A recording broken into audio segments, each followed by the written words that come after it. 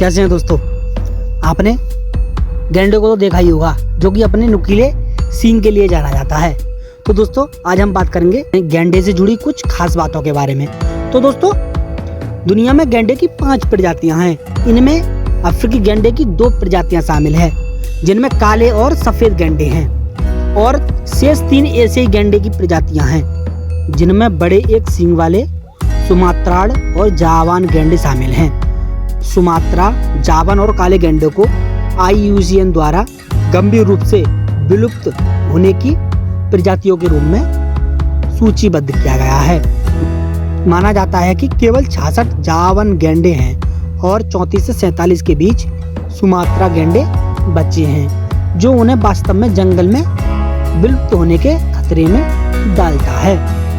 तो दोस्तों सफेद गैंडे जो कि 15,942 बचे हैं, जो कि अब खतरे के निकट हैं, जबकि एक सींग वाला गैंडा वर्तमान में जंगल में 4014 गैंडों के साथ असुरक्षित है, जो कि अब सुरक्षित नहीं है। तो दोस्तों गैंडे का वजन कितना होता है? तो गैंडे का वजन 3 टन से अधिक भी हो सकता है। जैसे सुमात्रा गैंडे सभी गैंडों में सबसे छोटे होते हैं, लेकिन फिर भी उनका वजन 600 किलोग्राम तक हो सकता है। और दूसरी ओर गैंडा प्रजाति में सफेद गैंडे सबसे बड़े होते हैं, जिनका वजन 3500 किलोग्राम तक हो सकता है, जो कि काफी ज्यादा है, और जो अत्यधिक प्रभावशाली हैं, क्योंकि वे मुख्य रूप से घास और पत्तियां खाते हैं।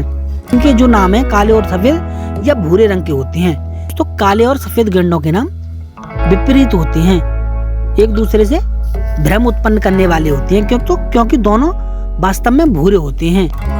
ऐसा कहा जाता है कि सफेद गैंडे का नाम अफ्रीकी शब्द वाइड से लिया गया है, जो इसके चौड़े चौकोर होठ से संदर्भित करता है, जो कि उसके चौड़े जो चौकोर होठ होते हैं उनके द्वारा जाना जाता है। और इसके विपरीत काले गैंडे का ऊपरी होठ जो होता है वह नुकीला होता है। तो दोस्तों शुरुआती दिनों में अंग्रेजी खोजकर्ताओं ने इस शब्द को सफेद समझ लिया था, और उन दोनों में अंतर बताने के लिए इस प्रजाति का नाम सफेद गैंडा और दूसरे का नाम काला गैंडा रख दिया था।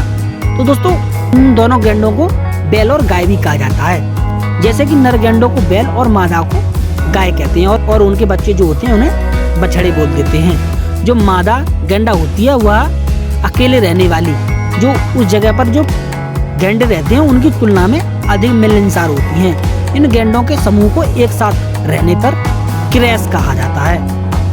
तो दोस्तों इन गैंडों के सींग किसके बने होते हैं, और इनकी उंगलियां जो होती हैं वह हमारे नाखून के समान ही होती हैं। तो दोस्तों जैसे कि गैंडा के सींग केराटिन से बना होता है, वही प्रोटीन जो हमारे बालों और नाखूनों के आधार बनाता है, जो कि वही प्रोटीन इनके सींगों में होता है, जो कि हमारे बालों और नाखूनों में पाया जाता है।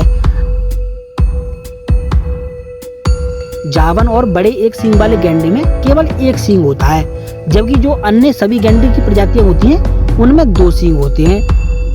उनके जीवन काल के दौरान उनके सींग लगातार बढ़ते रहते हैं। सफेद गैंडे का सींग हर साल 7 सेंटीमीटर बढ़ सकता है, और उसकी रिकॉर्ड की गई लंबाई 150 सेंटीमीटर दर्ज की गई है। तो दोस्तों इनकी दृष्टि कैसी होती है और देखने में कैसे होते हैं? तो उनकी दृष्टि कमजोर होती है, देखने में वह कमजोर होते हैं। गैंडों की दृष्टि बहुत अच्छी नहीं होती है। वे 30 मीटर की दूरी तक एक जो आदमी चल रहा होता है वह उसे देखने में असमर्थ होता है, उसे देख नहीं सकता है। तो दोस्तों वे मुख्य रूप से गंध, जो कोई गंध होती है, वो अपनी मजबूत भावना पर भरोसा करते हैं। तो दोस्तों जावान गैंडे एक छोटी सी जगह पर पाए जाते हैं। जो जावान गैंडे होते हैं इनकी प्रजातियों में एक छोटी सी जगह पर पाए जाते हैं। एक है उजंग पुलोन राष्ट्रीय उद्यान, एक विश्व धरोहर स्थल है। यह पृथ्वी पर अंतिम बचे जंगली जावान गैंडे का घर माना जाता है, लेकिन यह रहने के लिए एक अनिश्चित जगह है, यह कोई सुरक्षित जगह नहीं है। यह एक सक्रिय ज्वालामुखी सिर्फ 50 किलोमीटर दूर है। तो दोस्तों इस जंगल से केवल 50 किलोमीटर की और वहाँ पर 10 मीटर तक ऊंची सुनामी, जो अगले 100 वर्षों के भीतर आने का अनुमान लगाया जाता है, उस जंगल में वह जो सुनामी है 100 साल में वहाँ पर आ जाएगी। तो दोस्तों यह जो उजंग पुलोन राष्ट्रीय उद्यान है वहाँ पर गैंडे 80% क्षेत्र में खतरे में रहते हैं, और वह उन्हें खतरे में डाल सकती हैं। इसलिए इंडोनेशिया में जावान गैंडे की अन्य आबादी के लिए एक सुरक्षित स्थल स्थापित किया गया है। दूसरे को पुकारते हैं और कैसी आवाज निकालते हैं? तो दोस्तों यह ऐसे ही निकालते हैं, वे हार्न, छींग और पू के माध्यम से एक दूसरे को बातें करते हैं, पुकारते हैं। जैसे कि जब गेंडे संचार करते हैं तो वह अजीब तरह की आवाजें निकालते हैं। टकराव के दौरान वे गुर्राते हैं, तुरई बजाते हैं। काले गेंडे गुस्से में होने पर खर्राटे लेते हैं। अलार्म के तौर पर वह छींक जैसी आवाजें निकालते हैं। डरे होने पर वह चिल्लाते हैं और आराम होने पर मकवॉक करते हैं। गेंडे अपने मल और मूत्र के माध्यम से भी संवाद करते हैं। तो दोस्तों गेंडे अपने मल और मूत्र के माध्यम से भी चर्चा करते हैं। जैसे कि जब गेंडा अन्य गेंडों के समान स्थान पर जो शौच करता है, एक ऐसा क्षेत्र है जिसे शौचालय के रूप में जाना जाता है, तो वे अन्य व्यक्तियों के मल और मूत्र को सूंघ सकते हैं और वह जान सकते हैं कि यहाँ पर कौन आया था और वह कौन था।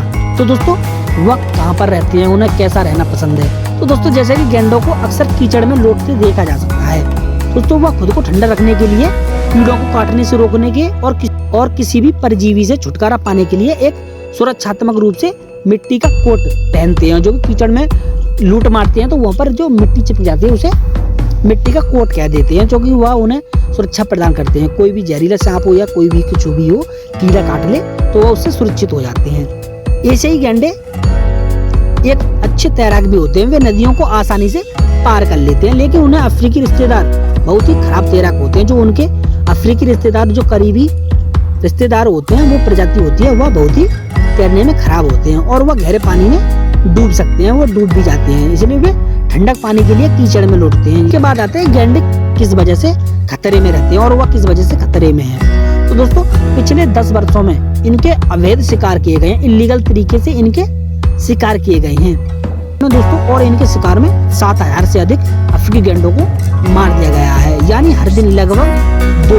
इलीगल तरीके से शिकार किए जाते हैं। कुछ मामलों में गेंडों को ट्रैक करने के लिए हेलीकॉप्टरों का उपयोग किया जाता है। उन्हें हेलीकॉप्टरों द्वारा देखा जाता है और जिसके द्वारा उन्हें पकड़ लिया जाता है। और एक बार जब जानवरों को बंदूकों से गोली मार दी जाती है या बेहोश कर दिया जाता है तो उनके सींगों को हटा दिया जाता है। तो दोस्तों वह जो उनके पूरे ऑपरेशन का कम से कम 10 मिनट का समय लग सकता है। जब वह किसी गेंडे पर गोली चलाते हैं तो वह जब बेहोश हो जाता है तो यह पूरा चक्कर 10 मिनट तक का होता है, जिसके बाद वह मर जाता है। यदि गेंडा पहले से ही मरा नहीं है तो वह अक्सर खून बहकर मर जाता है। तो दोस्तों ग्रैंड गेंडे के सींग का उपयोग पारंपरिक रूप से एशियाई चिकित्सा में कैंसर से लेकर हैंगओवर तक कई प्रकार की बीमारियों को ठीक करने के लिए किया जाता है और सींग को विशेष रूप से एक स्टेटस सिंबल के रूप में देखा जा सकता है। तो दोस्तों यह पर्यावरण की हानि और विखंडन गेंडों के लिए एक बढ़ता खतरा है, क्योंकि मानव आबादी और बुनियादी ढांचा बढ़ रहा है, जो कि गेंडों को आवास पर आक्रमण कर रहा है, जिससे गेंडों की प्रजातियां बहुत कम होती जा रही हैं। तो दोस्तों मैं उम्मीद करता हूँ आपको यह गेंडों की कुछ जानकारियां अच्छी लगी होंगी। तो दोस्तों यदि हमारे चैनल पर पहली बार आना हुआ है तो हमारे चैनल को सब्सक्राइब करें और हमारी वीडियो को लाइक करें। मिलते हैं एक नई वीडियो के साथ, जब तक के लिए नमस्कार।